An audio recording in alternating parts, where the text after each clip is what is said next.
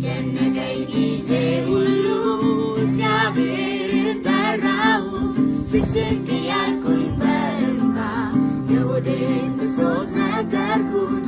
ከዚያም በበቀል ወረደ፣ ከሰማይ አንጐዳጐደ። በመብረቁ አወካቸው፣ በፍላጻው በተናቸው። በጨነቀኝ ጊዜ ሁሉ እግዚአብሔርን ጠራሁት። ስቅስቅ እያልኩኝ በእንባ የሆዴን ብሶት ነገርኩት። ከዚያም በበቀል ወረደ፣ ከሰማይ አንጐዳጐደ። በመብረቁ አወካቸው፣ በፍላጻው በተናቸው። ምስጋና የሚገባውን እግዚአብሔርን እጠራለሁ።